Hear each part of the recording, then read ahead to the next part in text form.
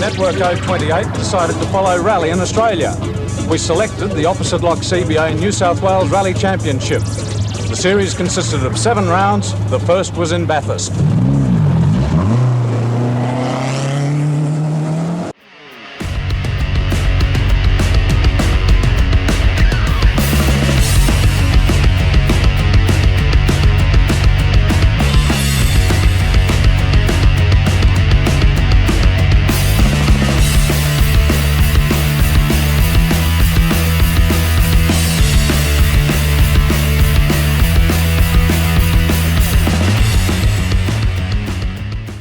A field of 50 cars is waved off at 1-minute intervals from the Bathurst Civic Centre for Division 1 of the first round of the New South Wales Car Rally Championships.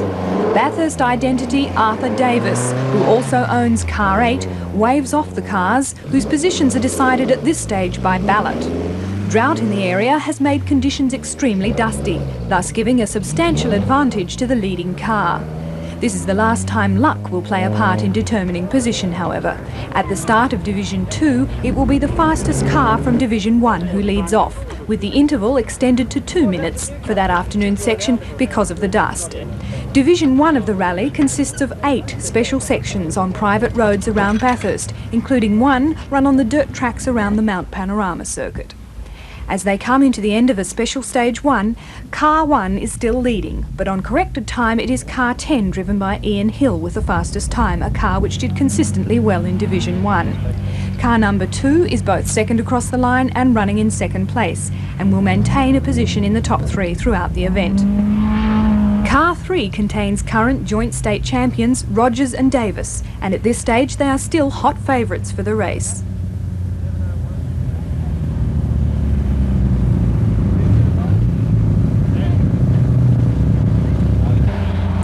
Car 5 is the Datsun Stanza of Jackson and Mayle, who will drive steadily throughout and finish well.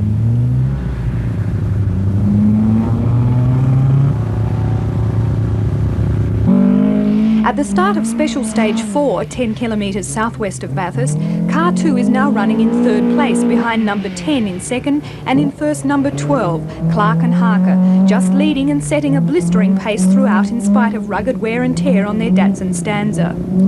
Car 5, Jackson and Mayle maintain the steady good driving that will land them in the top 10, while others will start well but fall by the wayside with mechanical troubles and fail to finish. These tracks are totally unfamiliar to the drivers. The navigators receive maps and instructions only 10 minutes before the start. In Special Stage 6, the Datsun 1600 of state champions Rogers and Davis is going well and in fact will finish 5th at the end of Division 1 in 2 stages' time. But this is to be the last we see of them. While running 6th in Special Stage 10 in the afternoon, they hit a fence and retire. Car 8, their fellow champions, are here running 11th. The leading car, Car 12, the Datsun Stanza of Clark and Harker. And now bad luck for Gary Burns. He lands heavily on his diff after this bump while running third and in fact limps on only a further 100 yards. 32 is Rob Warboy's Ford Cortina, the largest car entered. He finished 7th in Division 1 and won the Grade 3B prize for Special Stage 1. We're now in Special Stage 9 in Division 2. Only 1 second separates Car 12 from Car 2, while Car 10, the Escort RS 1800 of Hill and Bonser, lies third 15 seconds later. Car 7 is now running 8th. The VW of Dodd and Perrott was the winner of Grade 4 and finished 14th overall.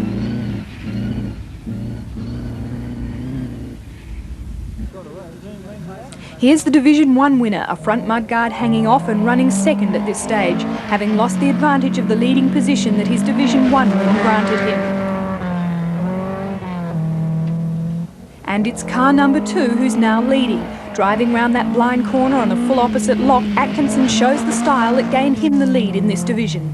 The afternoon's driving beginning at Bathurst at 2 p.m. and ending up in State Forest at Sunny Corner, northeast of Bathurst at 5:40 p.m. This is Rob Warboys, but it's the last we'll see of him. He'll retire with distributor problems during Division 2. Car 5 was not placed in Division 1 but scrapes into 6th in Division 2 and manages to maintain that place during the nighttime driving session of Division 3. Car 7 moves up from 8th to 3rd during the afternoon division and stays there till the finish. car 11 hits its straps in the dark. Rather than maintaining the 9th place they have here, they finish 5th overall after the nighttime session. While car 9, the Mitsubishi of Chris Gabriel with navigator Yvette Pologni, could not manage to better their excellent 4th placing gained in Division 2.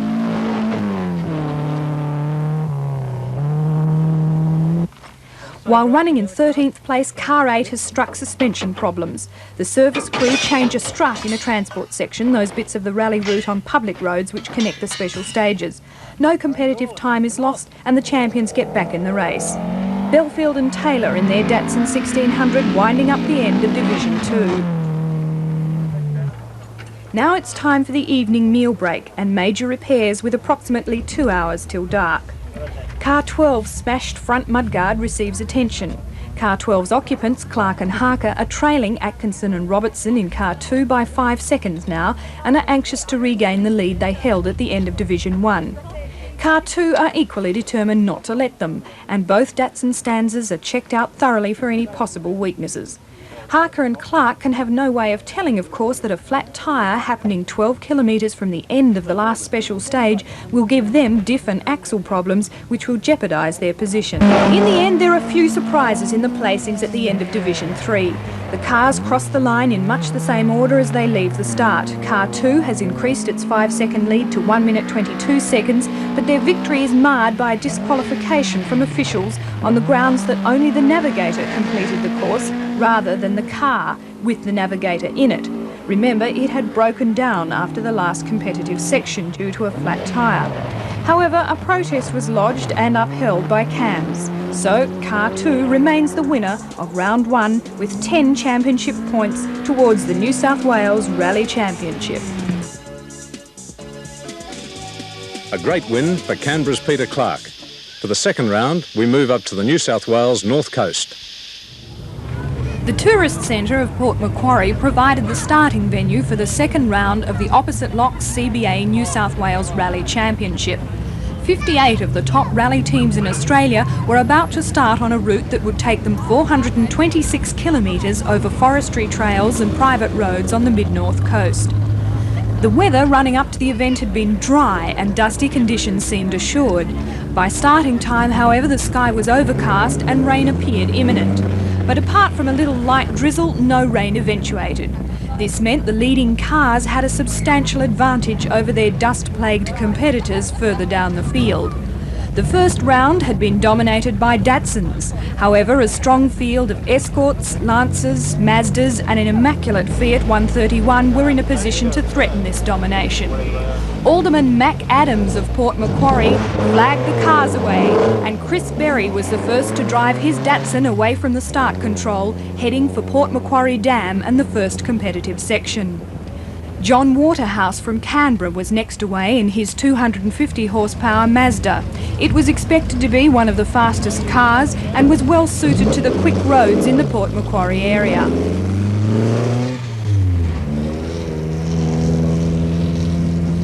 Bruce Garland, one of the youngest drivers in the field, was next in his gold Escort. Most of Bruce's rallying has been in Queensland and this is his first full season in New South Wales. However, this event was to be a disappointing one for him. Mechanical problems would force him down the field and out of the points. The green Celica of Mike Batten was next away. Batten, who is the defending champion, finished poorly in round 1 at Bathurst due to mechanical problems. This time, fuel problems, a broken fan belt and flat tyres were going to cost valuable time, and the Celica from Bathurst would finish a disappointing 13th.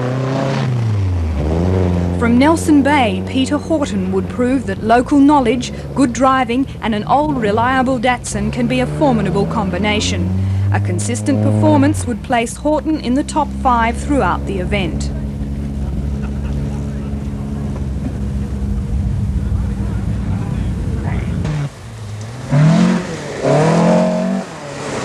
The first competitive section was on council tracks around the Port Macquarie Dam. Major prizes were awarded for the fastest time on this section. Although only 2 kilometres in length, This deceptively picturesque section was highly demanding, and only 2 drivers completed the course in under 2 minutes. Canberra driver Peter Clark in his Datsun Stanza shows the style that produced the fastest time.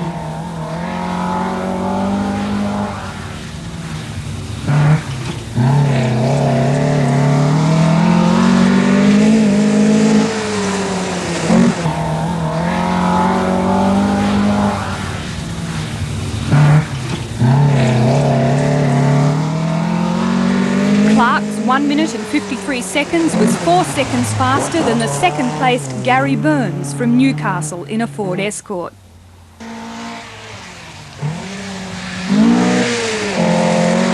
Jeff Mackay drove his Datsun 1600 to 3rd place in this section with a time of 2 minutes. Mackay and his navigator Mal Sinfield, one of the larger-than-life characters in Australian rallying, weighing in at 22 stone, were to drop well down the field in the next competitive section. A flat tyre would cost them any chance of victory, and several minor misdemeanours, including hitting a tree, would see them finish out of the top 10.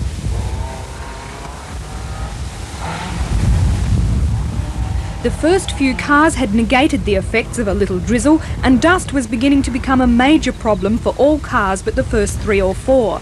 As the slight breeze dropped, poor visibility began to handicap some cars by up to 10 seconds each kilometre.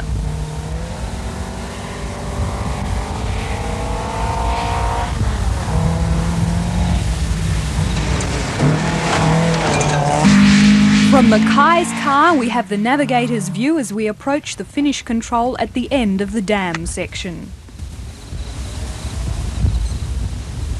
Over the last few years, rallying has increasingly come under attack from some elements of the conservation movement. Protests against events have been organised, and various attempts have been made to disrupt and terminate rallies on the New South Wales north coast.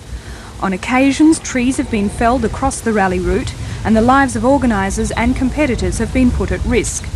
The sport has become more dangerous through the interference of these groups, who seem to ignore the cooperation and support rallying receives from the Forestry Commission.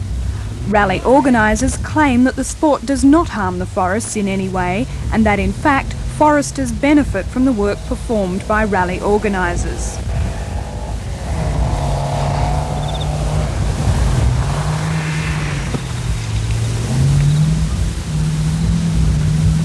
With cars leaving the start at 2-minute intervals, it will be nearly 5 o'clock in the afternoon before the last competitor starts the event.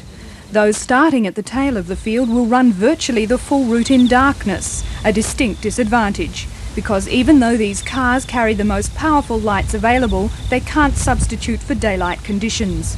Very often the drivers can't clearly see a complete corner. They judge the pace at which they can take the corner by referring to land contours, tree lines and foliage density. At night, naturally, these are far more obscure. Several years ago, most rallies were held during the night only.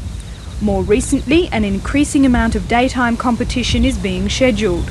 This is making the sport far more appealing for spectators and bringing Australia more into line with European standards. Over the next few years, new vehicle restrictions will force Australian competitors to comply with international standards and could enable this country to host a round of the World Rally Championships.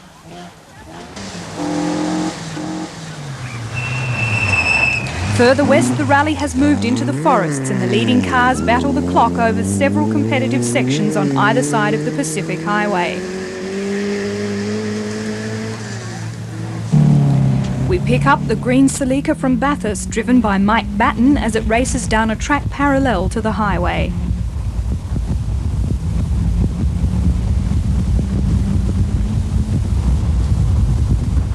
Next is Peter Horton's white and orange Datsun. At this stage, he's in 3rd position.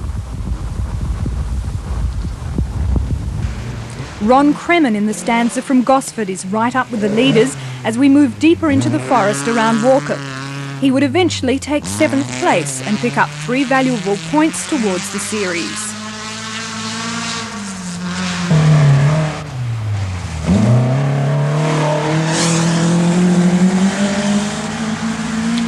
Spectators wait expectantly for the leading red, white and blue stanza of Peter Clark and Mick Harker. They're not disappointed as he blasts through the forest, extending his lead. Hot in pursuit is Peter Horton, grimly hanging on to third place.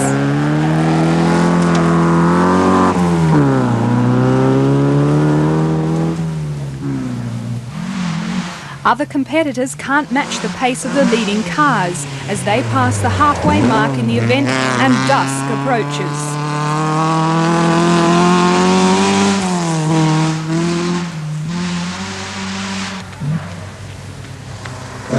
Peter Clark is relentless and the stanza performs faultlessly as he increases his lead to nearly a minute.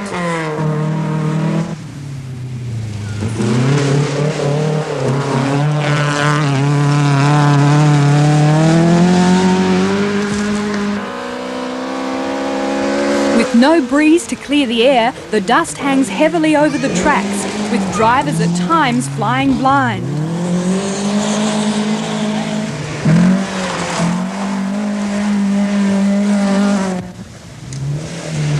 This is one of the leading Lancers with Peter Moore at the helm.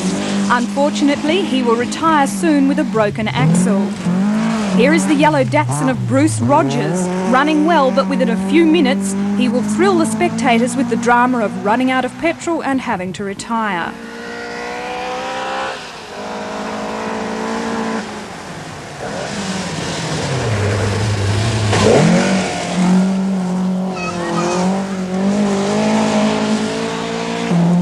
Jeff Mackay's run of misfortune continues as we catch him miscue on a difficult left-hander. A quick reverse and he disappears into the dust with a wave from his navigator, Mal Sinfield. Running well down the field, Peter Johnson has his Mazda RX-7 moving quickly despite the dust. He has steadily improved to hold 7th position and will go well in the dark, finally finishing 4th. During the night, we catch Gary Burns and his Ford Escort as they pull up to a passage control. A group of enthusiastic spectators make the most of this unscheduled stop. Passage controls are set at random around the route and deter competitors from taking shortcuts. Keith Byrne in the white Datsun 180B will retire in the next competitive section with gearbox trouble. As the night progresses, navigators use every trick to try and extend the usual 2-minute separation between cars. A 4-minute gap may mean a dust-free run, so control officials receive heaps of pressure as they work until the early hours of the morning. Bruce Garland is lucky and in front of the dust. Bloody dry. First run in the new shell, how's it going? Oh, good. A few teething problems, but just getting used to it again, that's all. Been a bit of a dry spell. The dust not too bad? Pardon? The dust not too bad? No, it's not too bad, just a couple of patches, it's pretty good. It's good to be third car on the road, I'd hate to be down the field. Should be no good at all.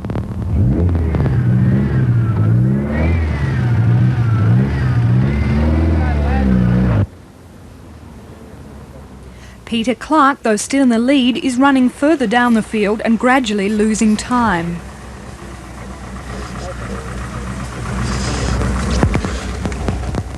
Peter, 1 minute lead at the end of Division 1. Is that enough with all the dust? I don't think so, Keith, no. It's been pretty bad, the dust, and we had a couple of hassles with control officials too. Right, no problems with the car? No, the car's good. Except the accelerator started to stick in that section, so we'll try and rectify that now. In the next section, Peter Clark will lose third gear, and the time this costs him will lose him the event. The Datsun domination continues, however, with Chris Berry in a Datsun 1600 winning the event from Clark by just 27 seconds. Third is Nick Belfield in a Datsun 1600, and fourth Peter Johnson from Bega in a Mazda RX-7. After 2 rounds, the championship is wide open. Peter Clark has 19 points, one ahead of Chris Berry on 18. Next are Ron Kremen on 10 and John Atkinson on 9, and the next event could change these positions dramatically. Clark and Berry have set the scene for a battle that will continue throughout the series. Round 3 provided some great action and a few surprises. The third round of the opposite lock CBA New South Wales Rally Championship started at Mayfield in Newcastle. A field of 63 cars started the event, leaving at 2-minute intervals from 1 o'clock in the afternoon. By the time they finished late at night at Bulahdelah, only 35 teams would have completed the 450 kilometres of forest trails and bush tracks. After 2 rounds of the championship, Peter Clark from Canberra leads Chris Berry of Sydney by only 1 point.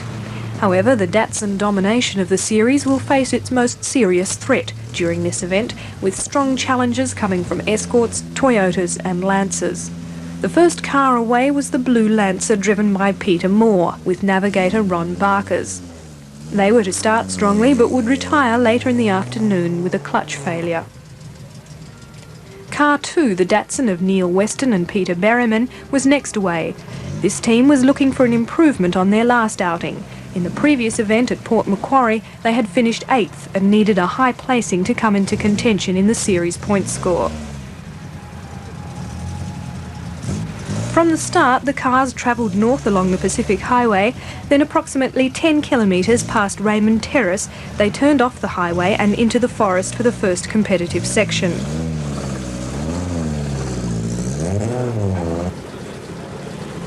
Car 4 was the Canberra stanza of current champions Peter Clark and Mick Harker. A first and then second place in the first 2 rounds of the series has them in the lead. However, a good placing in this event is essential if they're to stay in front. The series is comprised of 8 rallies, and a good performance in at least 6 of them will be necessary if Clark and Harker are to retain their title.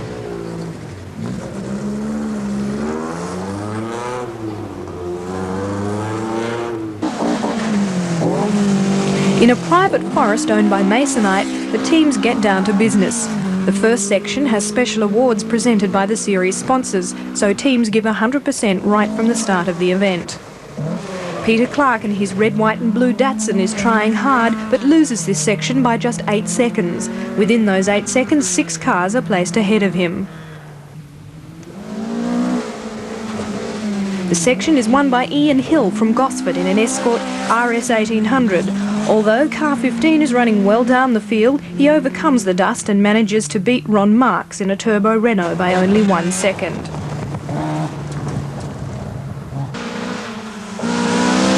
Ron Kremen, also from Gosford, is pushing his stanza hard and staying in touch with the leaders. Further north, the rally moves into state forests, and the dry roads are punctuated with wet patches, making driving conditions awkward as cars and drivers are pushed to the limit.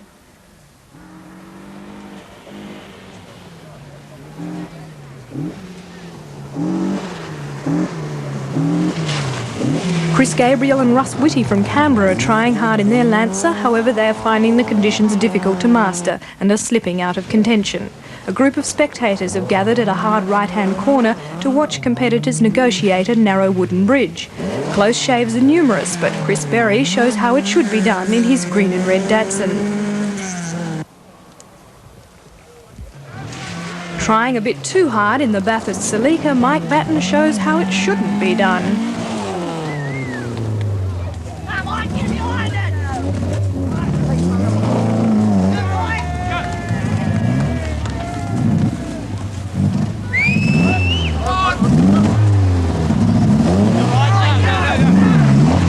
Batten is lucky to only lose about 20 seconds and tells us what happened. Well, Arthur, my navigator, said turn right, then bridge, and I took that to mean a little bit of a gap between the two. And as you saw, there was no gap. And what happened? That was us going off backwards. It's the safest way to go. You're lucky there's some spectators there to help you out. That's right. If it wasn't for them, we'd be still there, I think. Paul Bramble has moved the Red Lancer up to 6th position and, using all the road and half of the bridge, shows another way across.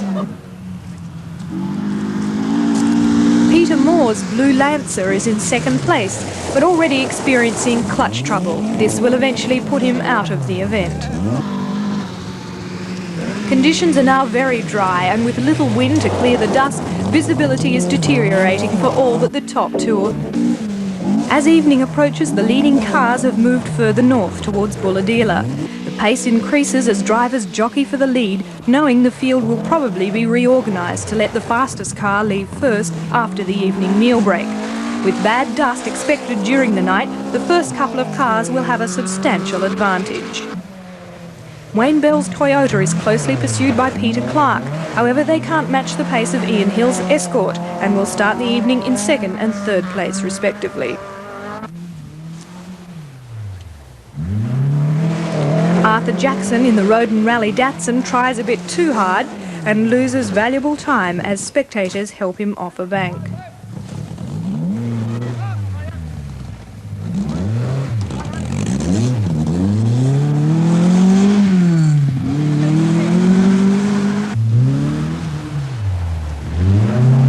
Many years' experience rallying in this area has enabled local driver Peter Houghton to keep up with the leaders.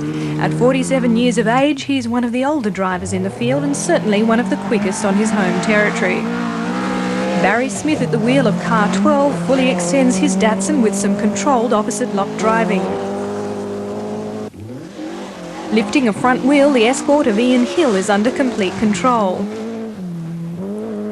However, this car's twin, driven by Newcastle driver Gary Burns, wasn't so lucky.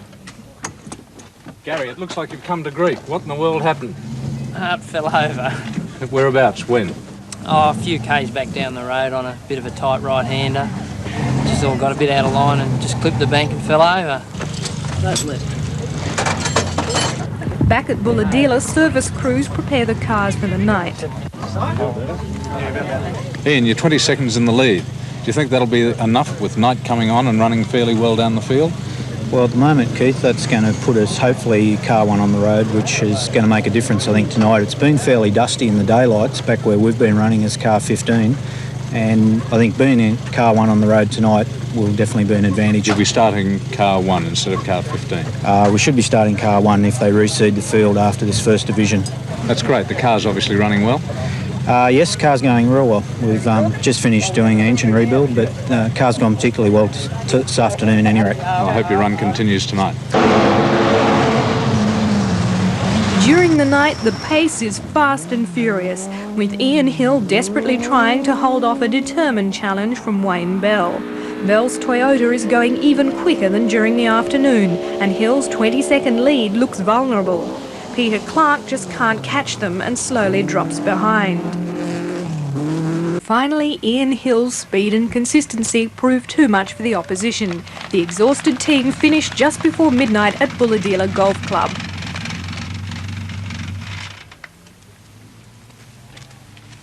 Ian, are you happy with your run? Yes, we've had a fairly good run tonight. Most things have gone pretty good for us all night, actually. We haven't really had any off the roads or anything, and the car's gone exceptionally well. You'll be confident of holding your position then? Yes, I think with a bit of luck we should win. I've just heard that Wayne Bell's got no lights, and Wayne was the only one I think that was close enough to get us, actually. So I hope we have one, but we won't really know till the scores go up. And when the scores do go up, Ian Hill has beaten Wayne Bell by just 1 minute. In third place, nearly 6 minutes behind, are Peter Clark and navigator Mick Harker. The series is wide open as Rally's traditional Queen's Birthday event, the Bega Valley Rally, gets underway. The fourth round of the New South Wales Rally Championship was the Bega Valley Rally held on the far south coast of New South Wales. The first car waved away by Bega's mare was driven by John Atkinson with navigator Steve Robertson. Next were Bruce Rogers and Richard Davis from Sydney. Third away were the series leaders Peter Clark and Mick Harker from Canberra in their red, white and blue Stanza. Local team Peter Johnson and Jeff Jones were expected to perform well in their smart Mazda RX-7. However, a gearbox failure during the night division would force their retirement. Second in the series point scorer Chris Berry and Ray Stubbs from Sydney. If they can finish just 4 places ahead of Clark and Harker, they will lead the series at the halfway mark. The Bega Valley Rally is the longest and toughest event in the New South Wales Rally Championship. Over the next 24 hours, teams will cover nearly 700 kilometres, of which about half will be competitive and half transport stages. From the start, cars work their way north through state forests to a service break at Bermagui. For the rest of the afternoon, the teams will then move south, finishing the first division at Merimbula for the evening meal break.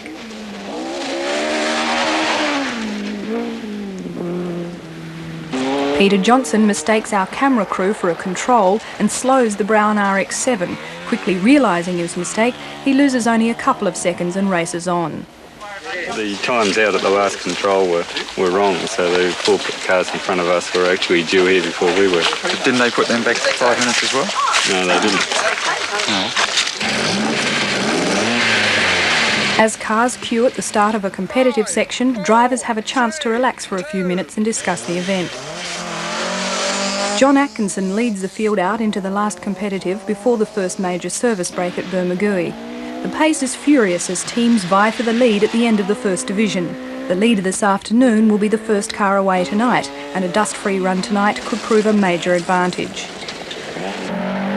Chris Berry has decided to start a little more steadily to ensure finishing this long, hard event. His approach is rewarded. As faster cars fall by the wayside, he gradually moves up the field and finishes the first division in 5th place.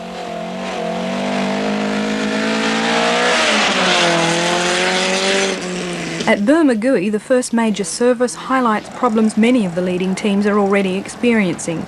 Peter Clark, Peter Johnson and Ian Hill are just 3 of those who've lost valuable time. I only ordered another new alternator on Thursday, which came yesterday. So we fitted that on the car and it was working okay, but for some reason it shorted out. And, the fuel pump works off the same fuse, and that stopped the fuel pump from working, and then the car stopped. Plenty of time. Peter, halfway through Saturday afternoon, how's it going so far? Not too bad so far. We've broken our rear trailing arm, giving a bit of axle cramp, but otherwise okay. Does it cost you much time? No, I don't think it's cost any. A few seconds maybe, that would be all. Ian, you were a long time coming out of that last section. What happened? Yes, Keith. Small problem in there. Just the fan belt had come off at about 23 kilometres into that section for some reason, and just had to stop because the motor was overheating, and we wouldn't have finished the section without the fan belt, so we had to stop and actually put the fan belt back on, and that's cost us about 6 minutes at this stage. Just not really sure why it happened, but 6 minutes is a long time to put on a fan belt. No other problems? No, not really. It's a fairly difficult fan belt to put back on because it's a bit different to most other ones, in as much as it's a multi-V belt, and takes a little bit longer to put it on. Cars move south after the Bermagui service, and Peter Clark pushes his car to the limit, attempting to make up lost time. He's hotly pursued by Peter Johnson, whose Mazda is obviously handling much better following the repairs to its suspension.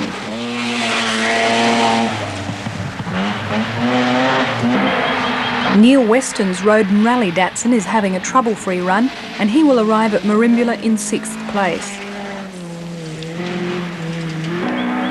Chris Berry presses on relentlessly, gradually moving up through the field with his hare and tortoise tactics.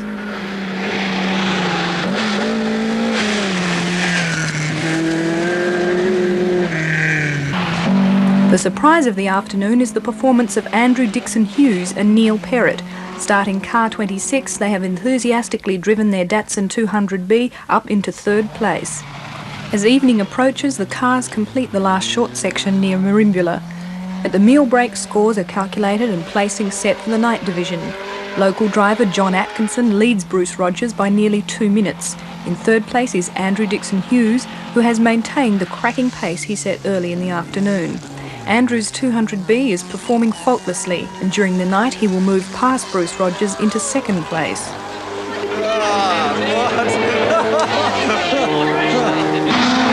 Ian Hill will retire his Escort during the evening. He decides a 12-minute margin is too much to make up, and with the Escort chewing up a new set of tyres every 50 to 60 kilometres, a low placing isn't worth the expense. At times, Andrew Dixon Hughes is trying just too hard. The night proves cold and clear, and fortunately the roads are damp, limiting dust. Chris Berry maintains his steady pace, and the TA Taylor Datsun performs faultlessly as expected. Neil Weston goes wide on this corner and nearly falls over the bank that was to claim Bill Dufty later on. Peter Clark and Mick Harker decide it's time to get down to business. They start putting pressure on the leaders and with some inspired driving move from 12th place to finish 4th at the end of the night division. Warwick Stansfield, at 48 years, proves that experience helps when you're fighting your way through the trees. Bill Dufty rolls over the bank just as we prepare to move to another location. We catch him drive back onto the track. Up on top of the Great Dividing Range, we catch John Atkinson as he negotiates a difficult left-hand corner. During the night, John extends his lead to nearly 3 minutes. Bruce Rogers in the yellow Datsun just can't match his pace and eventually loses second place to Andrew Dixon Hughes. Dixon Hughes is very tidy as he puts the 200B through the gutter and around this awkward left-hander. Chris Berry is not so tidy and hits the rocky gutter hard. He drives on, not knowing he's just punctured a rear tyre. It will cost him 4 minutes and 2 valuable places. Neil Weston also has trouble with the gutter, however he only loses a few seconds.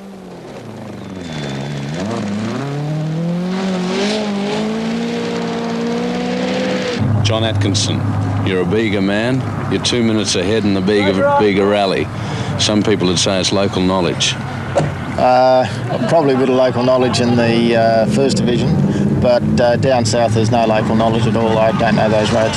No problems with the car? Last night we had some electrical problems. We were hurtling into a bend a bit too fast, and next minute all the lights went out on us, and it wasn't much fun. It was on his side though, so it wasn't too bad. Bruce Rogers, we're going into the Sunday morning division at Bega. You're 30 seconds behind the second place getter. Are you going to be able to catch him? Well, actually, we're only 13 seconds behind. 13, I'm sorry. Yes, I think so. In all sections, we haven't had any major dramas. We've gotten easily that much. That's 13 seconds in 30 kilometres. So. Sunday morning is clear and cool with a light breeze clearing the dust. With perfect conditions and only a short sprint of 4 sections covering 30 kilometres, little change to the overnight results is expected. Only second place is in jeopardy. Andrew Dixon Hughes is just 13 seconds ahead of Bruce Rogers, and Rogers in the yellow Datsun 1600 is confident he can make up the difference.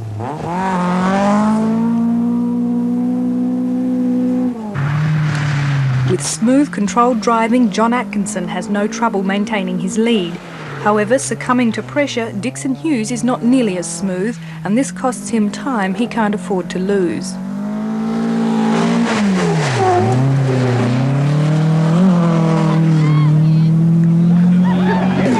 Bruce Rogers shows the style that will grab second place for him at the very last moment. On the Sunday, he is actually 20 seconds faster than the winner, John Atkinson. Hundreds of spectators have travelled out from Bega to watch the last couple of hours of the rally. They line the dirt roads through Bega farmland that make up the final stages of the event. The roads are smooth and slippery, and competitors find controlled slides are the quickest way to handle the conditions. John Atkinson shows how it is done as he brings the stanza home to victory.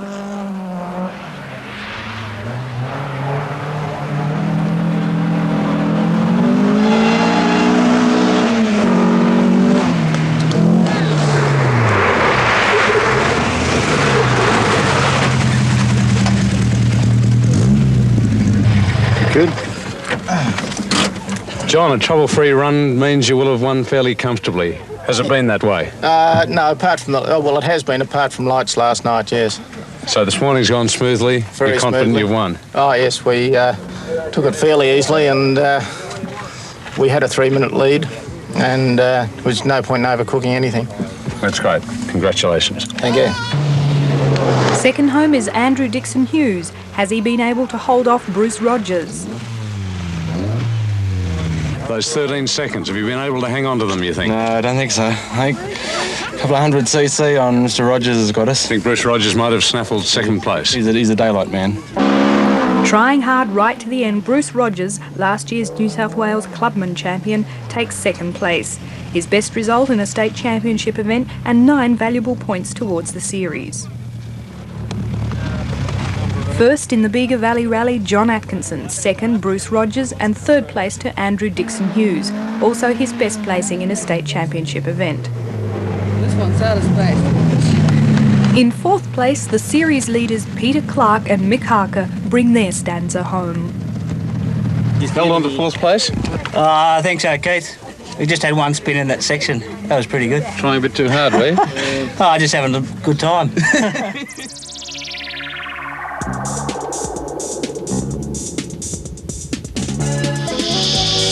Atkinson has picked up valuable points, but Berry's dropped another 2 behind Clark. Just as Clark appears to be taking a stranglehold on the title, the slip 50 of the top rally teams come up here on the north coast, and a different kind of horsepower will be shattering the piece. The North Coast was looking magnificent for round 6 of the opposite lock CBA New South Wales Rally Championships.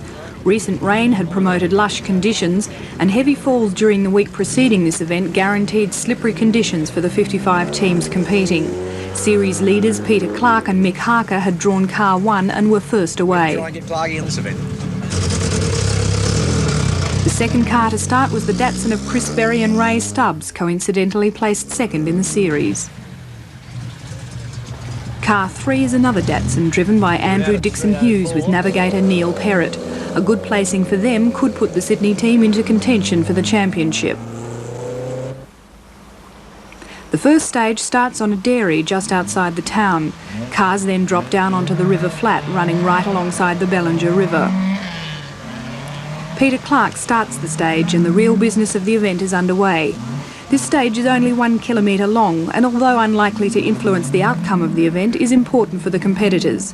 The series sponsors have awarded special prizes for the fastest cars over this section and Clark is determined to pick up his share.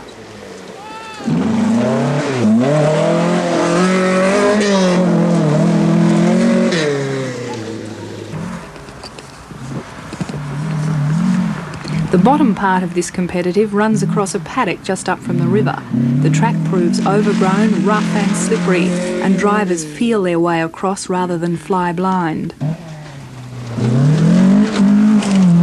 Clark and Harker are on the boil right from the start and set a quick time averaging over 60 kilometres per hour on the short, tight section. Next away are Berry and Stubbs. In the past, their consistency has proved their strength. But today it must be no holds barred if they wish to keep the flying stanza up front in sight. A little slow through the gate and around the hairpin and they lose a vital second, enough to cost them the prize money for this stage.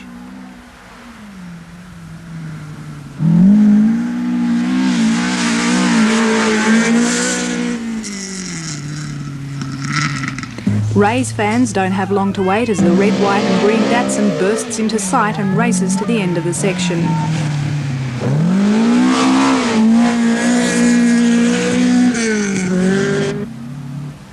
The Datsun 200B, driven by Andrew Dixon Hughes, is one of the bigger, heavier cars in the event and will probably prove a handful on the roads drivers will encounter during the rally.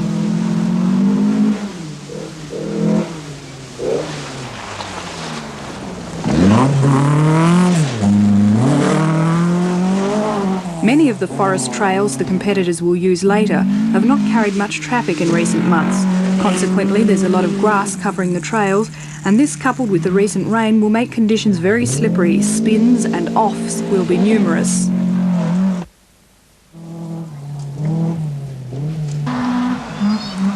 Sydney hotshots Bruce Rogers and Richard Davis are out to improve on their great second place at Bega during the last rally. Their Datsun is one of the most powerful in the event and reliability shouldn't be a problem. Bruce's enthusiastic driving style is popular with the spectators, and although spectacular, he proves one of the fastest through this stage and will finish well up with the leaders at the end of the daylight stages.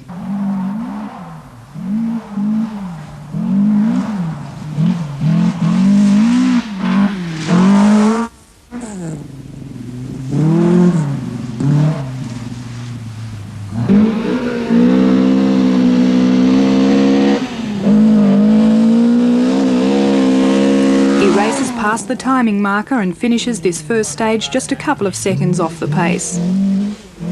Murray Coote has come down from Queensland for the event and settles into the local conditions immediately.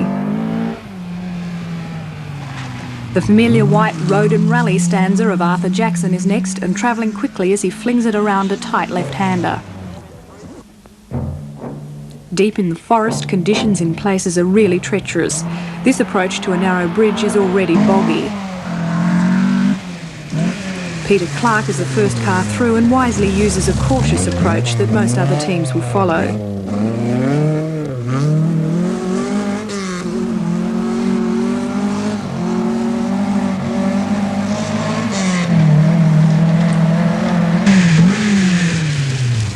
Chris Berry slips and slides his way over.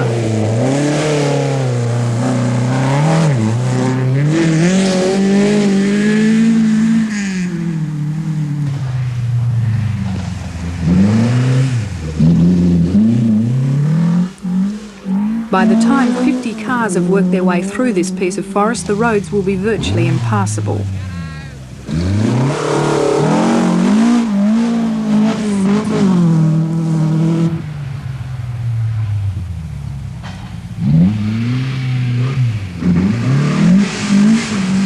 The last cars will finish this stage in darkness with 2 minutes separating each car. Those at the tail of the field will take another 90 minutes to reach this point. The leaders, however, are arriving back in Bellingen for their service break at the end of the daylight division. After an hour's R&R, the night division will commence. We catch up with navigator Ray Stubbs just before the teams head out. Ray, how's it been going? Well, the event actually has been very slippery due to the wet grass and bog holes. Other than that, Chris has kept it cracking really well. He reckons he's driving very slowly, but other than that, you know, we've had a few spins, anxious moments, but other than that... You've been trying pretty hard then? He has been trying very hard. Right, now how much time have you got to make up tonight? We've got to make up what my calculations are, 43 seconds on Peter Clark. Can Chris do it? Yes, easy. You're currently in 4th place. You've dropped a position. What happened, Andrew? I think we chose the wrong tyres and having a bit of trouble getting the power down. We've had a few spins and a few offs. There's a few anxious moments for you, Neil. Oh, this has been an eye-opener, yeah. We actually lost our place in a transport. We just stopped to check a few things and the place getter got through on us and we were late into the next control. That's how we lost our place. How much lead have you got? We've heard about 40 seconds. Yeah, I think it's about 47 seconds to Chris Berry, who's our major contender for the title. Right. Well, there's some guys behind you doing some fairly desperate things. Is They're there? probably going to get more so as the night goes on. Are you going to be able to hold them off? Oh, I think so. It's very slippery and I'm starting to enjoy the wet. It right. Gets a bit hairy, but it's most enjoyable. Was it been really muddy or...? Some of it has been, yeah. It's been really boggy in places, but then on the gravel roads it's quite good. Clark and Harker lead the field out into the night. The evening action will occur in the forests to the south of Bellingen, and with the pressure really on, all those vying for the lead will have to indulge in some pretty desperate driving to take out the event. Just 43 seconds separate the top 3 teams. The leaders are quick and controlled through this corner, but just down the road is an awkward left-hand hairpin. Thick grass covers soft, moist soil, and everyone has trouble with it.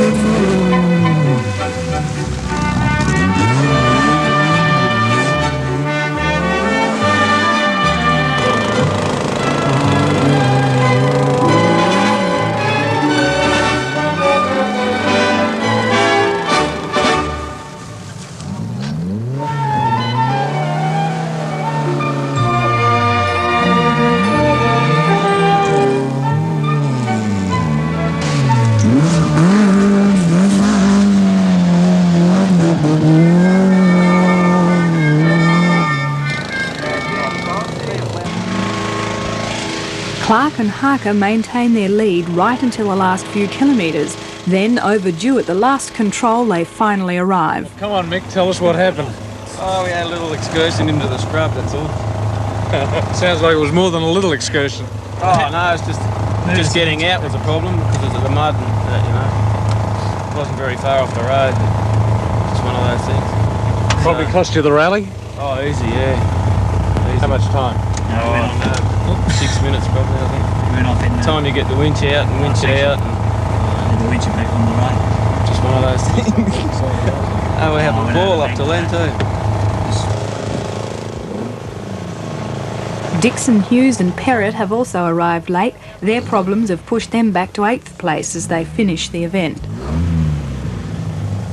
Boy, that was rough in there. Glad that's over.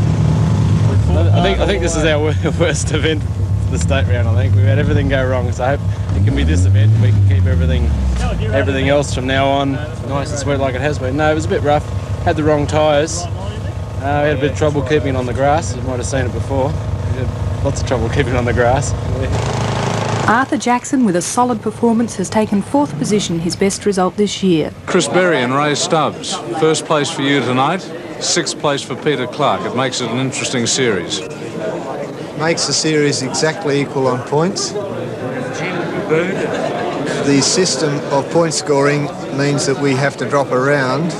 The worst round we've done is 6th. The worst round Peter Clark has now done is 6th. So we're equal even if we drop a round. So the next couple of rounds will be very interesting. Ray, I think you were putting a bit of pressure tonight on Peter Clark and Mick Harker.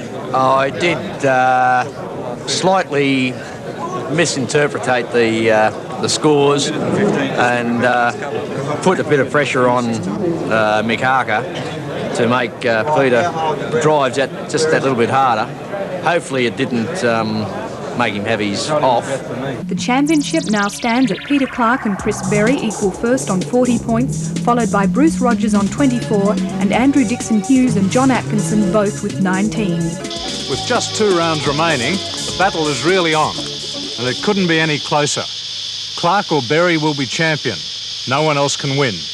Here's round 6. Bateman's Bay on the south coast played host to the second last round of the opposite lock CBA New South Wales Rally Championship. Heavy rain had fallen during the week preceding the event. However, a fine clear day greeted competitors at the start. 68 teams had arrived from all over the state, and at least a dozen had a good chance of taking out the event. From the start, competitors travelled straight into state forest nearby, with Bruce Garland showing the way. John Waterhouse, car 3, has pushed in front of Ron Kremen, but gearbox problems are already affecting the Mazda. Kremen has the little Corolla fired up and records one of the faster times on this stage. Andrew Dixon Hughes is off the pace. A new gearbox fitted just yesterday is already giving problems. His navigator Neil Perrott has to hold the lever to keep the car in 3rd gear.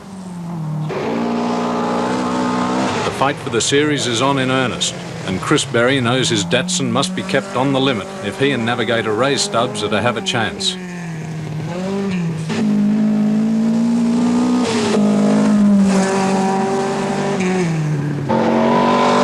Neil Weston is quick, but can't match the pace of the leaders. Steady driving, however, will enable him to move up and finish 8th.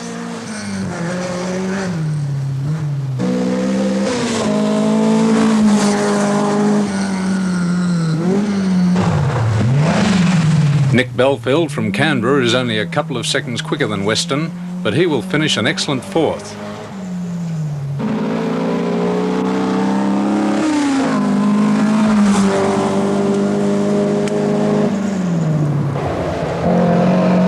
Only seconds separate most cars, and the battle between Peter Clark and Chris Berry is intense. The largest margin between them on any stage during the afternoon will only be 1 second.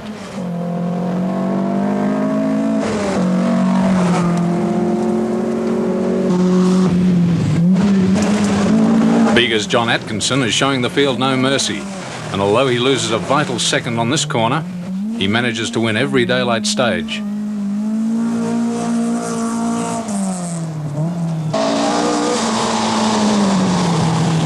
Bruce Garland can't match the pace of the cars behind him and is gradually dropping back through the field. John Waterhouse has suffered the same fate. His mechanical problems have forced him out of contention. However, tonight he will fight back to finish 7th.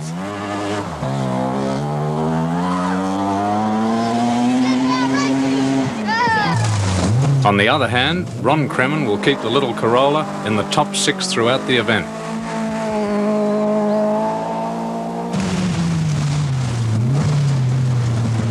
Dixon Hughes is still having problems. Chris Berry. Neil Weston. Peter Clark. By the meal break, he will have a lead over Chris Berry of just 2 seconds. It looks as though something as minor as a spin could cost Berry or Clark valuable championship points and perhaps the series.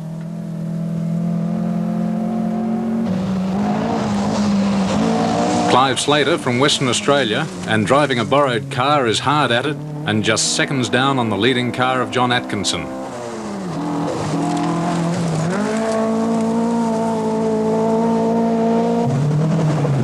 Jack Whiteman has been moving up through the field and will reach 6th place. However, disaster will strike tonight and he will get stuck in a gutter at just 5 kilometres from the finish. John Atkinson powers up the hill on the way to winning another stage.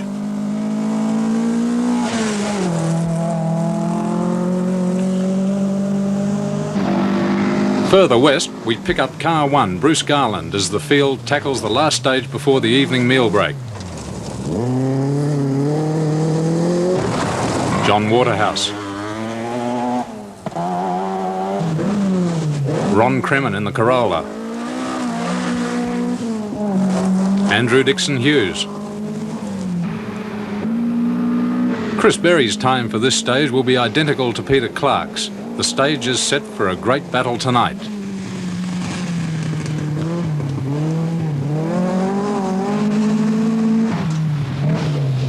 Neil Weston and Peter Berryman in the white 1600.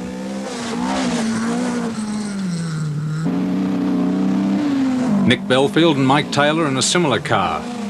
Although this area has received 10 inches of rain in the last week, dust is still proving a problem for cars further down the field.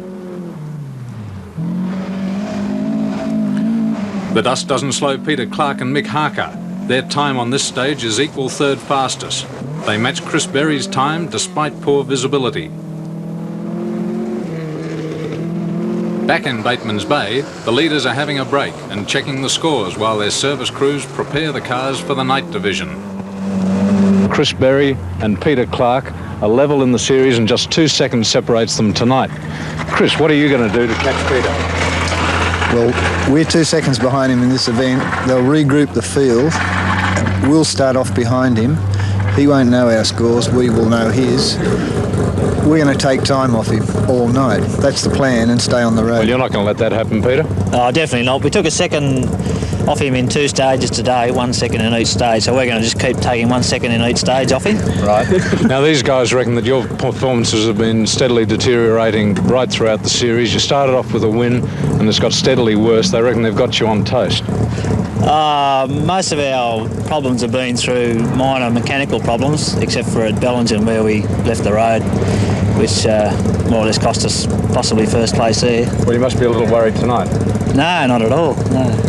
Well, Chris Ray was telling us earlier on that he reckons you're getting on a bit and you're slowing down, your reflexes are going. What are you going to do tonight? Oh, I'm going to talk to Ray about that later. Apart from that, we've gone well always in long sections. We've had the short sections today. We're looking forward to some longer sections in the night, and also our car suits the night. Well, we'll see who comes out on top tonight.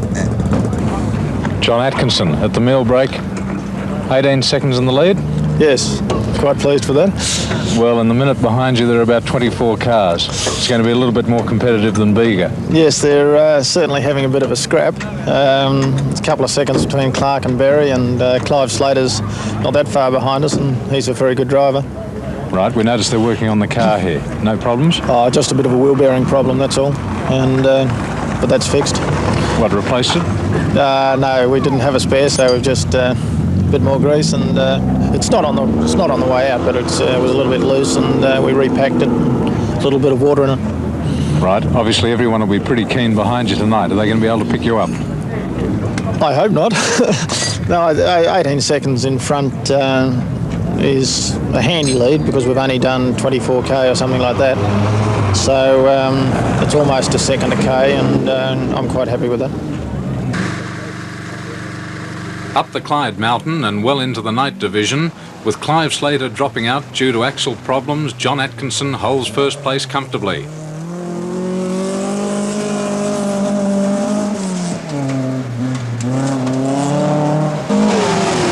Ron McKinnon in second place can't bridge the gap.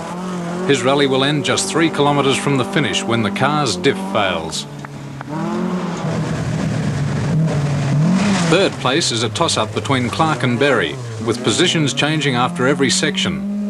The gap between the two cars is never more than 5 seconds until the second last stage. Berry's alternator fails. He borrows one from Clark's service crew but loses 45 seconds, allowing Peter Clark to cruise home in second place. Berry takes third and car 8, Nick Belfield, comes home fourth.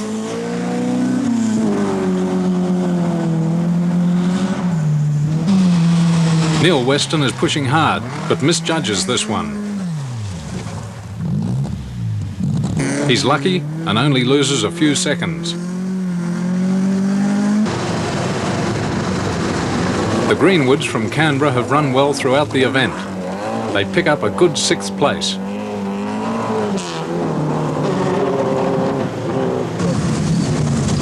Don Booker's Triumph has run well, but unfortunately is about to suffer clutch failure. He won't finish. At the finish control, we await the first car. Unless problems have struck John Atkinson, he will beat Peter Clark by nearly 1 minute.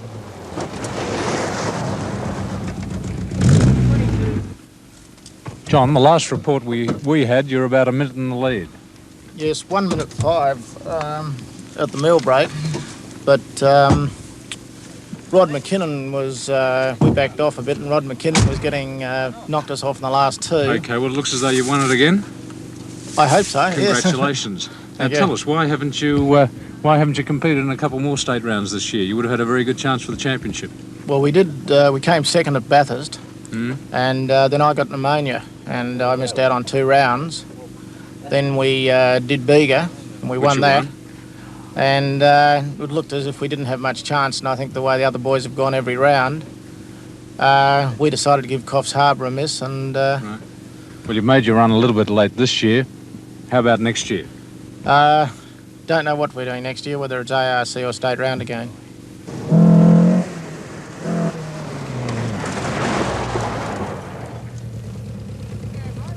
Well, we just had a radio message saying that you'd picked up about 40 seconds on Chris Berry. Yeah, I think so, Keith, yeah. That means second place and an extra point towards the championship. Yeah. Gives you the lead with 1 round. Yeah, it's still very close. It's going to be very close. Yes. What are you going to do next round to keep him out? You'll have to. We'll just have to beat him again.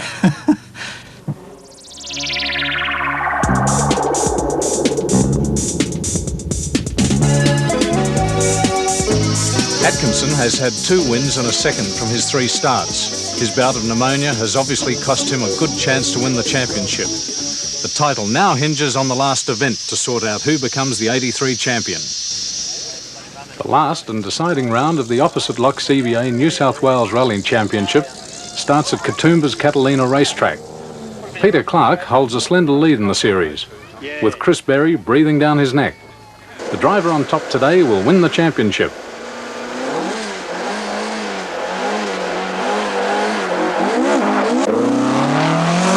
The 2WS Rally of the Hills has traditionally been held in the Hampton and Jenolan State Forests. Today, drivers will each complete 2 laps of the circuit before heading out to Hampton. Clive Slater starts the action.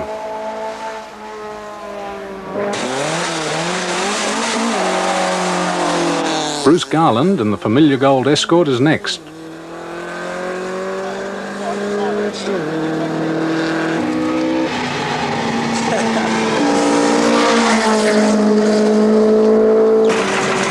Colin Bond has bought his stunning, super quick Triumph TR8 out of mothballs.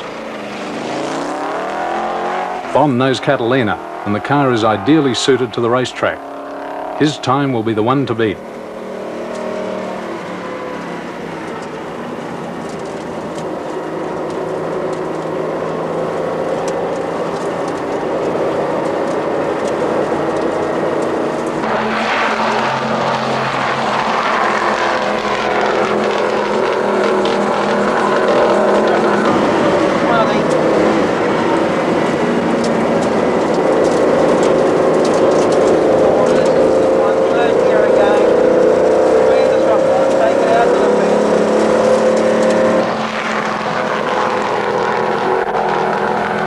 Bond's time of 2 minutes 12 is ultimately 12 seconds quicker than Peter Nelson in an identical car and Gordon Levin in a Stanza.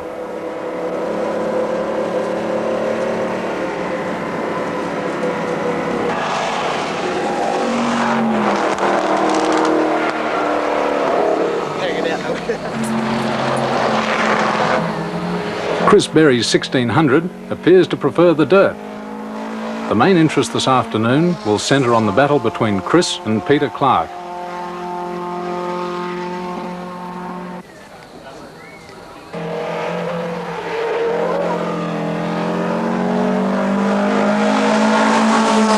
Berry's pushing hard, but will it be enough to beat Clark? Neil Weston finds rally tyres a handful on Catalina's sealed surface.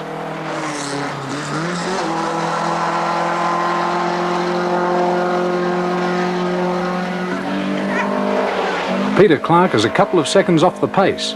Round one to Berry as the cars head west and into the forest.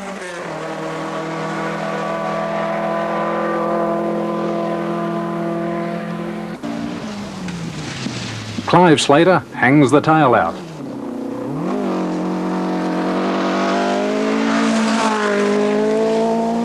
Bruce Garland cuts the corner with a cleaner line.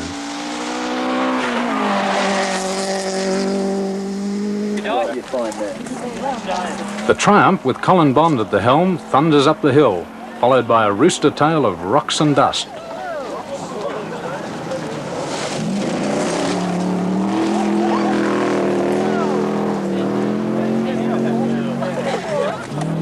Chris Berry has picked up time on Slater and Bond, but he doesn't know how Clark is doing behind him.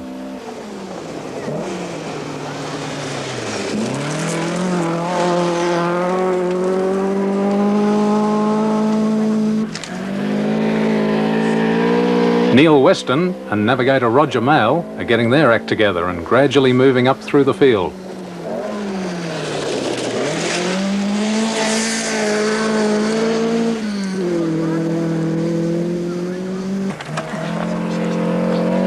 Peter Clark, he's flying. Already the time lost to Berry has been made up, and now Clark chases Bond for the lead. The Lennox Stanza and Clark are performing faultlessly. Into the Jenolan Forest, it's Garland. Where's Slater?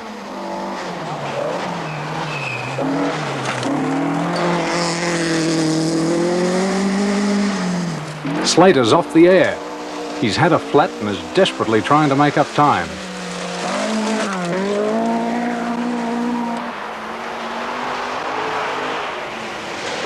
Bond, meanwhile, is quick but controlled. He's managing to hold Clark off, but only just.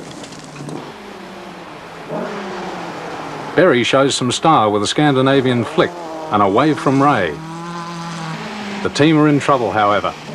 They just can't match the pace of Bond and Clark.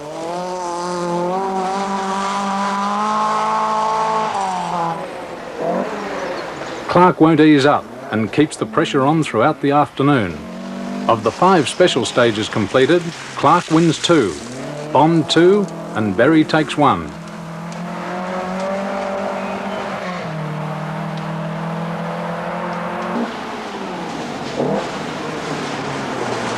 Andrew Dixon Hughes is off the pace. Mechanical problems tonight will force him back down the field.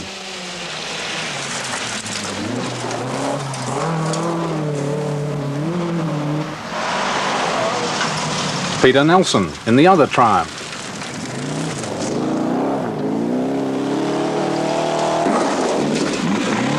The red VW, driven by Andrew Dodd with navigator Fred Perrott, is never far from the leaders. Tonight they drop back a bit and finish 13th.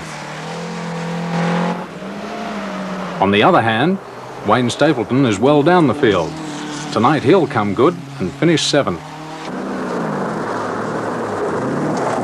The largest car in the field is the Commodore. The largest navigator, Mal Sinfield. Both have teamed with Sydney driver Jim Middleton.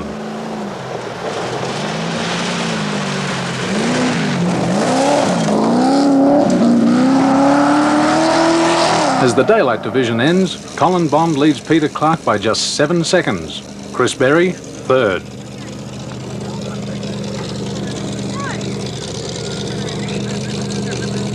A face familiar to Australian motorsport fans, Colin Bond. What are you doing here at the Rally of the Hills? Well, basically, we're going to run 3 rounds of the Australian Rally Championship this year, and the last one was to be the Alpine in about 2 weeks' time. But we couldn't run that event. I've got other commitments on the same day, so we thought we'd like to try the car out because we've made a few modifications to it since the last time we ran it in Gosford, and we try it out this weekend up here. Well, you must be fairly happy with the car's performance. You've, got a lead of about 7 seconds. Which is not a lot, but it is in the lead. No, we're very happy with the car. I mean, since we built it, it's been going very well. We've had a couple of little problems with the car. At Gosford, it did a clutch in, but that was something that was easy fixed.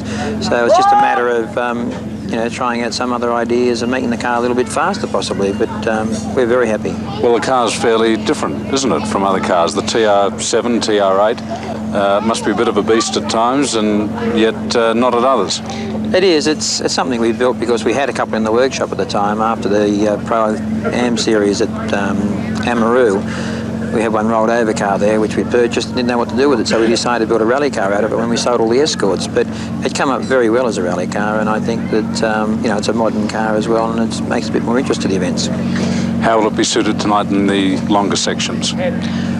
Well, it goes quite well. It's just a matter, it's been a little bit rough in areas. I think the rain they've had up here, there's a lot of rocky areas, and that can easily damage a tyre or something like that, and may put you out just through something you may not be able to work out yourself. But we're looking forward to the 9 stages, and hopefully we can maintain our lead. 15 seconds. What are you going to do? Well, we're just going to go as hard as we can.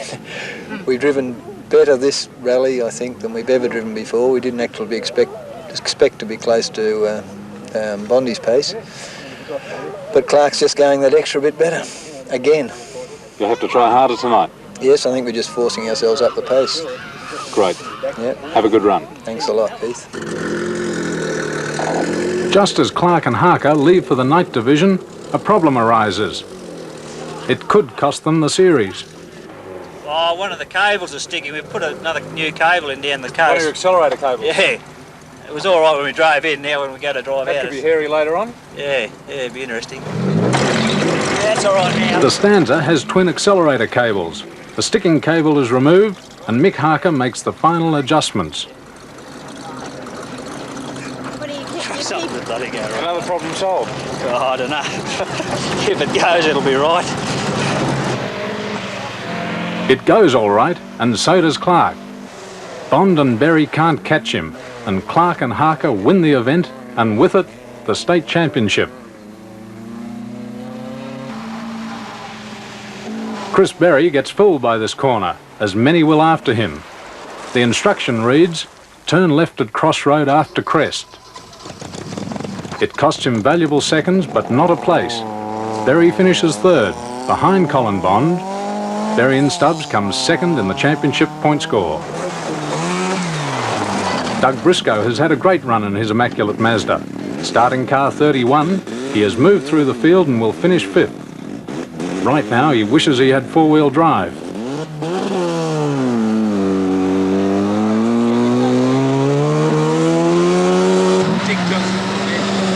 Neil Weston is quicker. He's quicker into it, quicker into trouble, and quicker through it. Weston finishes 6th.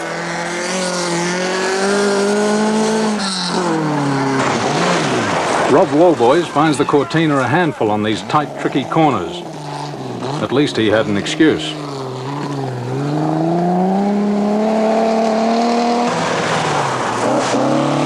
Chris Judson started car 64. An excellent run has pulled him up to 15th. He finishes first in his grade, a great result.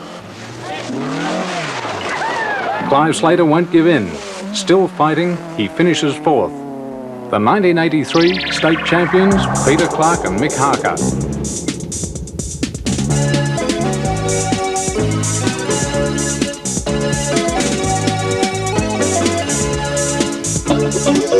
Peter Clark has retained his title, and Mick Harker is the new champion navigator. Chris Berry and Ray Stubbs have to settle for the runner-up positions. Our coverage for the year ended with the final round of the New South Wales Clubman Championship. We pick up the action in Canberra. Canberra's Esso Girralang Rally is the 6th and final round of the New South Wales Clubman Rally Championship. Drivers Jack Whiteman and Wayne Stapleton share leadership of the series. Their navigators, Jim Gleeson and Mal Sinfield, also share in the lead. Today's event will decide the 1983 champions. First car away is the Escort, driven by Gosford's Mike Bell. Canberra crew, Nick Belfield and Mike Taylor, are favourites to win the event. However, they are out of contention for the series, having only competed in a couple of events.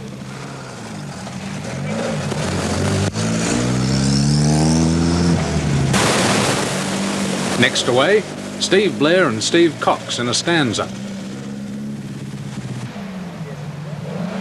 The first stage is in Cohen Forest, just east of Canberra.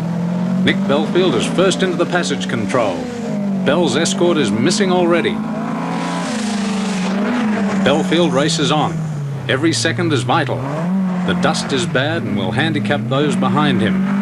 Although plenty of rain has fallen and the creeks are full, the track here is very dry with no breeze to clear the dust.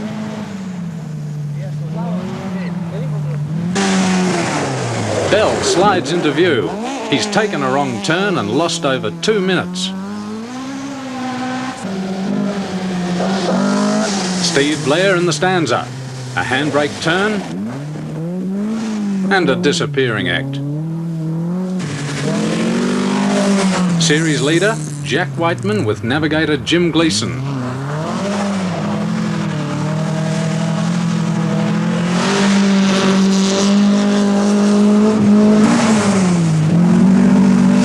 David and John Byrne.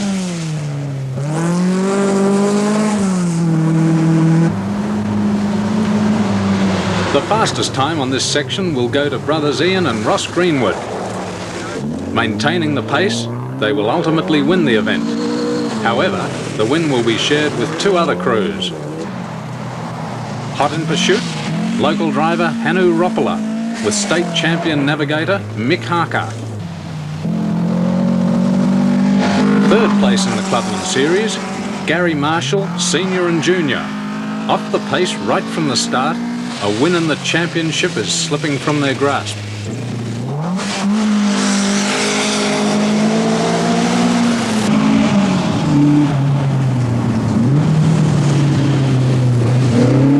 Local team, Steve Tapner and Rod Horsley.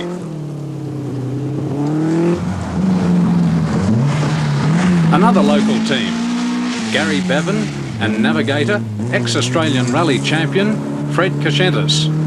Mechanical problems will force their retirement in the next special stage.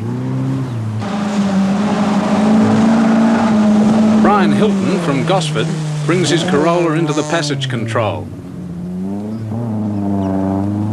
Mechanical problems in the next stage will also affect his run, pushing the Toyota well down the field.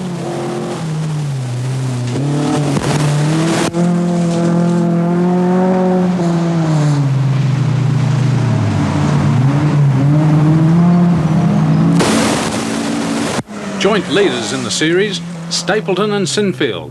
Already they've dropped time to Whiteman. They have to go harder and faster to have a chance. And yet the dust appears to be favouring Whiteman.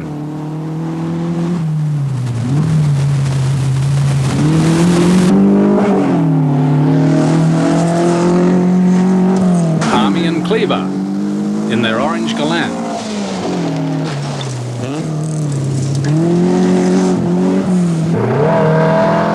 Further out in the forest, the lead car, driven by Belfield, starts another stage.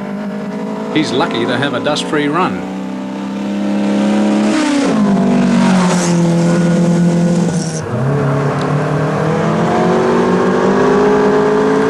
Whiteman, behind him, isn't so lucky, but is still managing to increase his lead over Stapleton.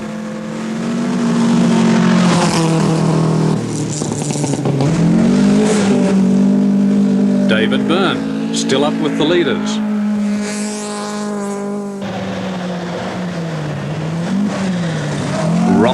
and Harker, now running second. The Marshals, slipping down the field. Tapner and Horsley. Stapleton and Sinfield make final adjustments and prepare to leave this control to start another special stage. The team is still dropping time to Whiteman.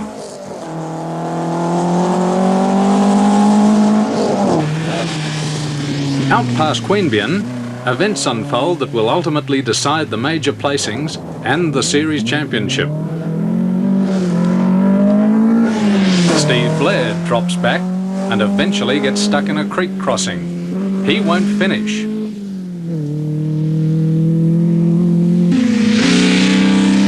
Nick Belfield is still right on the pace, and a shortcut across this corner saves a few extra seconds. It's all to no avail, however. Belfield's dip fails just a few kilometres from here. He won't finish.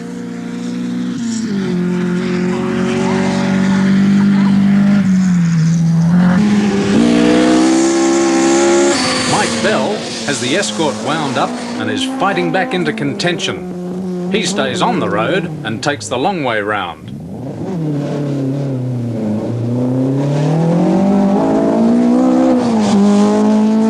The creek crossing that claims Blair will also trap Bell. He won't finish either.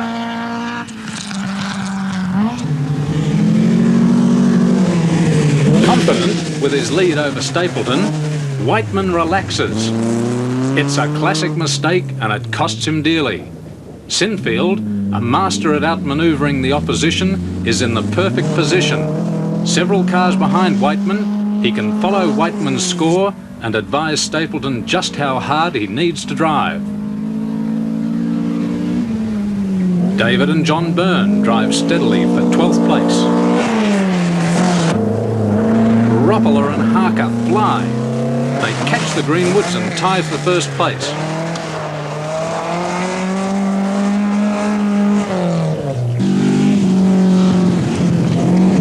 Tapner and Horsley maintain an even pace and finish equal 7th. Stapleton and Sinfield really put on the pressure. Driving an excellently judged rally, they take 5th place, just one spot ahead of Whiteman and Gleeson. The extra points make Wayne Stapleton and Mal Sinfield the 1983 New South Wales Clubman Rally Champions. The Marshals have had a bad event. They come home 18th, but still cling on to 3rd place in the series. Harmy is still giving it heaps and throws the Gallant sideways at the gate. With navigator Gordon Cleaver, he finishes 11th.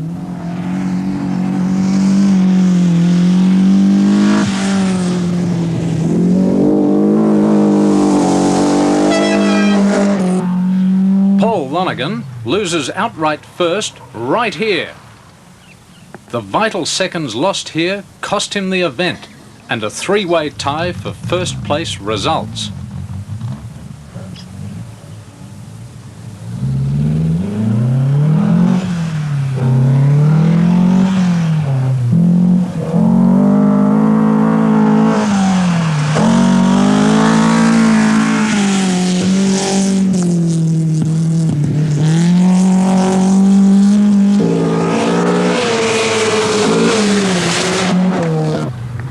Doug Briscoe and Phil Morley have had a good run. They move up and finish equal 7th. David Hutchison's run, however, hasn't been so good. He finishes 13th.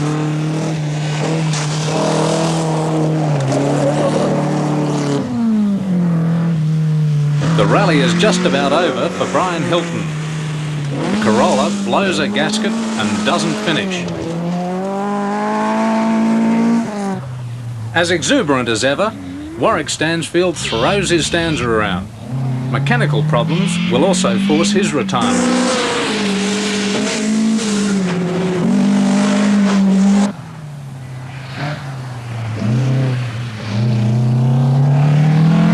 Stephen Cox and Barry Moore, despite problems, finished 13th.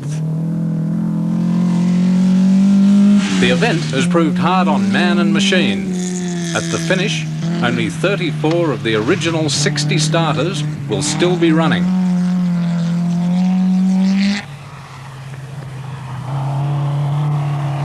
Chris Judson has had trouble with his Escort all day. Ignition problems have cost him time, and the event is half over before the car finally starts performing as it should. Judson and navigator John Thompson bounce back and finish a good 9th. The joint winners of the Esso Girralang Rally, Ian and Ross Greenwood, Hannu Roppola and Mick Harker, plus Paul Lonergan with navigator Dave Jorgensen. The winners of the New South Wales Clubman Rally Championship, driver Wayne Stapleton and navigator Mal Sinfield.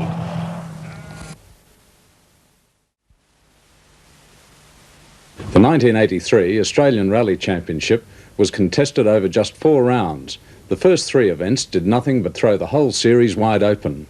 The last round would decide the championship, and although any one of the 10 drivers could win the title, the main contenders were David Officer from Victoria, Ross Dunkerton from Western Australia and New South Wales Peter Johnston. To find the 1983 Australian Rally Champion, we travelled to the town of Bright in northeast Victoria for the 1983 Arco Alpine International Rally. Last November, 100 drivers from all over Australia flocked to the picturesque town of Bright to take part in the 60th Victorian Alpine Rally. Since 1968, when the National Rally Championship was inaugurated, the Alpine Rally has been the final round in the series. Despite the fact that 3 rounds had already been run, the title was still undecided and a number of drivers were still in contention. Although not one of them, Jeff Portman, who was last year's champion and Alpine winner, was determined to once again win the Alpine Rally.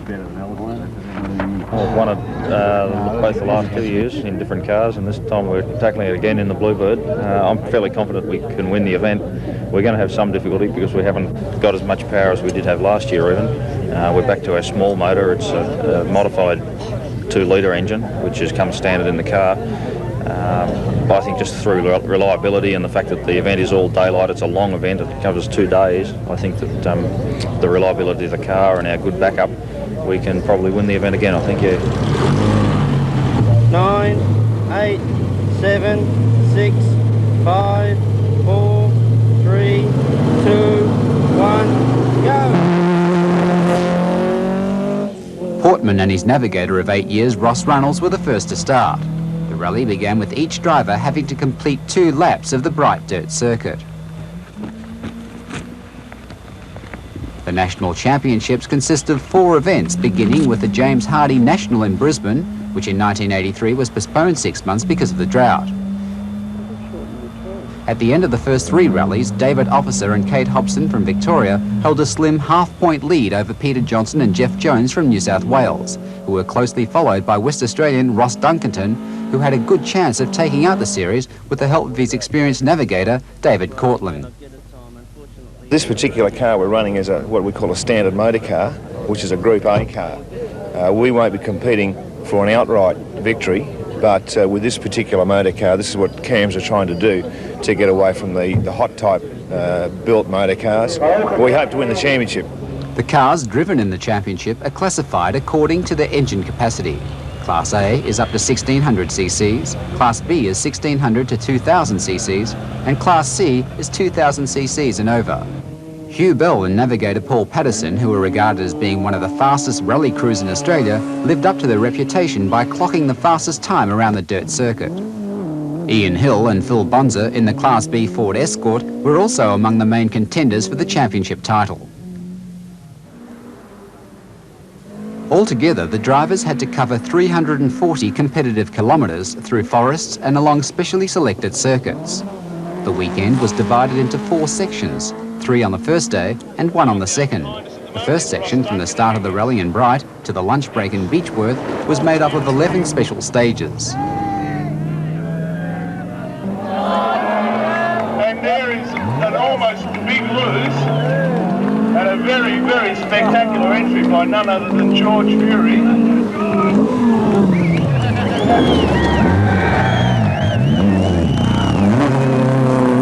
The rough roads claimed a number of early victims. Already by the 4th special stage, 4 crews had been forced to withdraw from the rally.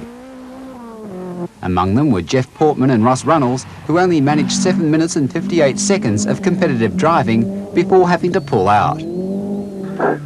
Some 2 kilometres back down the road, we were getting along fairly well, and we clobbered a big rock sitting in the road. It was well embedded into the road, it dented the sump guard, the cross member, and unfortunately the impact broke the oil pickup off the motor, so the oil pressure dropped away and we had to stop.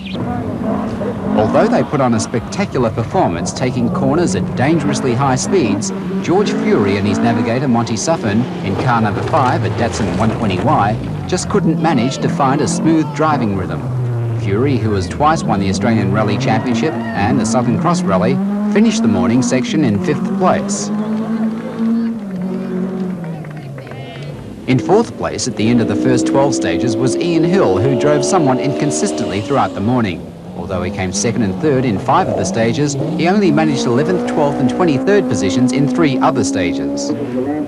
After the first few stages, Hugh Bell and Paul Patterson in their Datsun 1600 had slipped to 10th place. However, by lunchtime they had worked their way back to 3rd place. In 2nd place were David Officer and Kate Hobson, who were leading the 1983 championship. Kate was one of only a few female crew members in the rally. Well, I get a book of instructions that tell me distances between intersections and what to do at that particular intersection. It might be a straight on or a turn right or a turn left, and I've got to call it down roughly from 500 metres as we're going towards it and say, right, turn right or whatever, and keep on doing that the whole time. Greg Carr and navigator Fred Gazentis, whose car, the Fiat Abarth 131, was plagued with a variety of problems during the 1982 Alpine Rally, had moved into 1st place. Carr and Gazentis had won 8 of the morning stages and came 2nd and 3rd in the remaining 2. When you're in front, it always seems to go a bit better. But I enjoy the Alpine, I like the roads, I like the conditions. And my car's running absolutely perfectly, so that always makes things a little bit better. And it's a nice day, there's a fair bit of wind blowing, so the dust isn't a problem, the wind's blowing the dust away. And we're just having a really good run. During the lunch break, each car had to undergo a noise test. Each vehicle had to conform to a noise level of 96 decibels. The cars were tested in accordance with the test procedures laid down by CAMS for rally cars. The lunch break also gave competitors a chance to repair cars that had been damaged during the morning section. Makeshift panel beating was the order of the day, as was hurried mechanical work. David Officer's Gallant had suffered a broken differential, and his support crew worked frantically to replace it in time for him to start the afternoon section on time.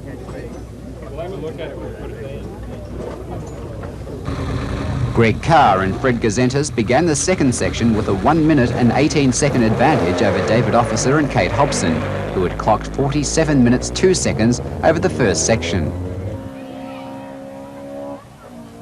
Refreshed after their short break, Carr and Gazentis were confident of maintaining their lead. Afternoon, or 2nd section, consisted of 8 special stages. The first was near Beechworth. Then the competitors drove through forests around Myrtleford before moving onto the Old Hume Weir motor racing circuit just outside Albury-Wodonga. By the end of the afternoon section, close to a 5th of the 100 cars in the rally had found the going too tough and had to withdraw from the event. Greg Carr and Fred Gazentis continued to drive in the style reminiscent of that which won them the Sunday Times Safari earlier in the year. Their left-hand drive Fiat Abarth ran smoothly, enabling them to win 6 of the afternoon's 8 stages. They finished the afternoon section with an overall lead of 2 minutes 43 seconds. David Officer and Kate Hobson in car 16 had slipped back to 3rd position after an inconsistent driving display which included a 15th position in the afternoon's 6th special stage. Ian Hill and Phil Bonzer in their Ford Escort managed a 1st and 4 seconds in the afternoon section, which put them into overall 2nd place, a position they would have to maintain if they were to have any chance of taking out the 1983 championship. I was hoping that we'd be somewhere in the first 3 any rate at the end of today. and I think if we're probably second at the moment. Greg's established a fairly big lead, really, of about 2.5 minutes or so. So I think, you know, if we are second, I'm fairly happy with that. The final stage in the afternoon section was the bitumen circuit by the Hume Weir. Here the drivers changed their winter tread tyres for sets that would give their cars better traction on the hard surface. The competitors were required to complete 2 laps of the tricky circuit.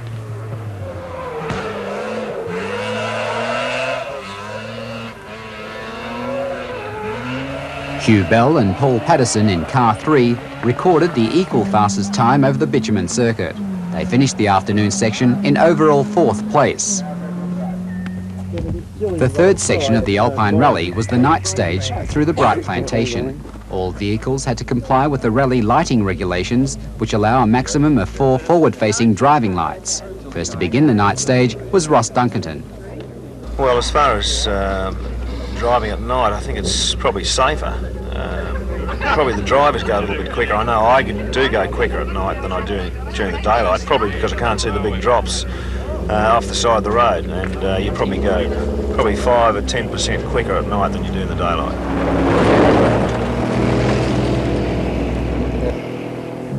This year, the night section was considerably shorter than in years gone by. The average time taken by competitors to complete the day's final stage was around 10 minutes. Hugh Bell and Paul Patterson drove superbly, finishing in the fastest time of 9 minutes and 4 seconds. Greg Carr and Fred Gazentis were only 5 seconds behind in 2nd place. They finished day 1 in overall 1st place. Hugh Bell and Paul Patterson finished 2nd, and Ian Hill and Phil Bonza were in 3rd place.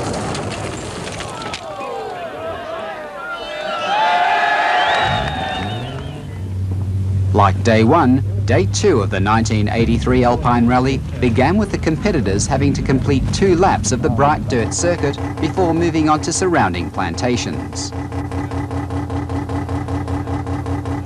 The drivers' starting order on day 2 had been rearranged according to their placings at the end of day 1. The overnight leader, Greg Carr, started 1st. Hugh Bell in car 3 started 2nd, and Ian Hill in car number 4 was the 3rd to tackle the short dirt circuit. Hugh Bell in the Datsun 1600 took 1 minute 38 seconds to complete the first stage, which allowed Ian Hill, who clocked 1 minute 33 seconds, to cut back Bell's lead by an important 5 seconds. David Officer in car 16 could only manage a time of 1 minute 44 seconds on the first special stage, which caused him to slip from 4th to 5th place. Yes, we changed our goals this year with the event. One of the biggest complaints from the competitors has been that the nighttime section has had too much influence on the results of the event. And also, we wanted to change the face of the event a little bit to make it a bit harder for us to be able to tell them who was going to be the winner on Saturday. So as a result, we made Saturday much more easier than what it has been in the past. And I'd say this morning, as the competitors leave to go into the Meriang plantations, they're going to find that they're going to have 400 kilometres of the toughest part of the rally facing them. Greg Carr continued to drive well, and after the first of the day's stages was still well in the lead. However, Lady Luck abandoned him during the second stage, and his car developed diff problems, which forced him to pull out of the rally after completing stage 3. When Greg Carr and Fred Gazentis withdrew, Hugh Bell and Paul Patterson, who were in overall 2nd place, automatically assumed the lead. The Datsun 1600 crew were 18 seconds ahead of their nearest rivals, Hill and Bonza, in car number 4. The Datsun 120Y team of George Fury and Monty Safern moved into 3rd place, a further 5 seconds behind.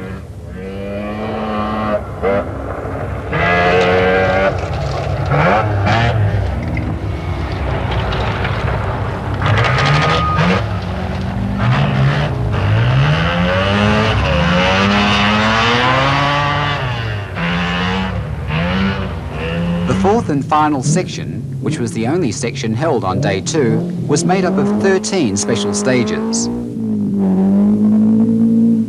The average total time taken to complete the 13 stages was around 2.5 hours.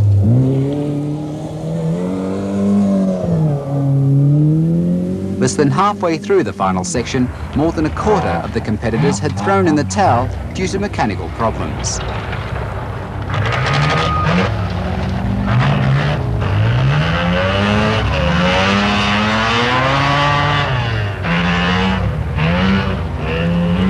George Fury and Monty Safern in car number 5 drove confidently and slowly but surely began pegging back the leaders.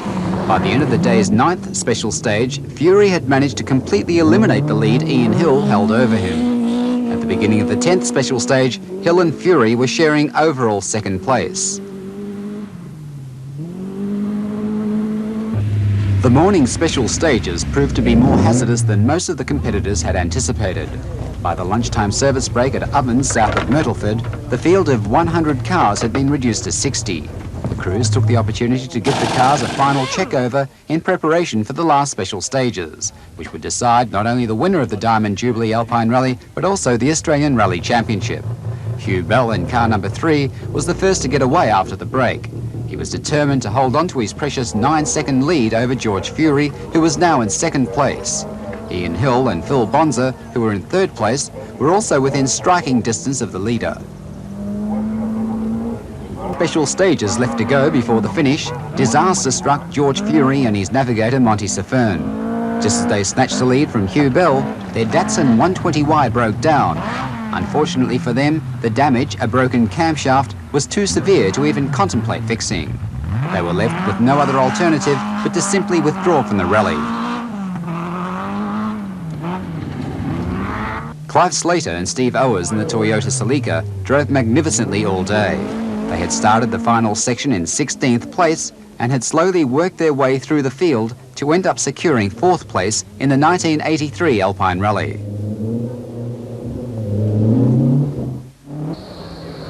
David Officer and Kate Hobson in the Gallant managed to hold off the challenge from Clive Slater, and they finished the rally in 3rd place, which was not quite good enough for them to take out the National Rally Championship. Up until the 3rd last special stage, Hugh Bell and navigator Paul Patterson held a precarious lead. They had started the day in 2nd place, and when Greg Carr ran into difficulties in the 2nd special stage, Bell moved into 1st place, which he maintained for the following 9 stages. However, during the 11th special stage, Ian Hill hit the front with a 10-second lead. In the 2nd last stage, Bell wrestled the lead back, but he lost it again in the final stage when, in a dramatic finish, Ian Hill and Phil Monza clocked the fastest time and won the rally with 20 seconds to spare. And the first place getters, formerly in the 1983 Inkerville Alpine Rally, the Ford Escort driven by Ian Hill and navigated by Phil Bonza.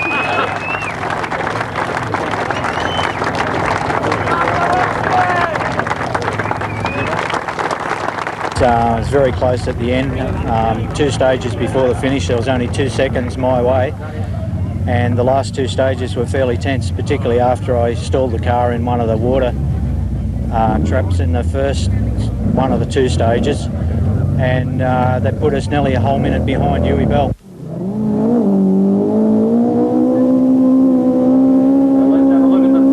At the end of the rally, the 10 fastest drivers did a lap of the bright dirt circuit, which gave Ian Hill and Phil Bonza a chance to show off their winning style. Although Ian Hill won the Alpine Rally, it wasn't enough to earn him the 1983 Australian Rally Championship. The title went to Ross Dunkerton, who finished the Alpine Rally in 11th place.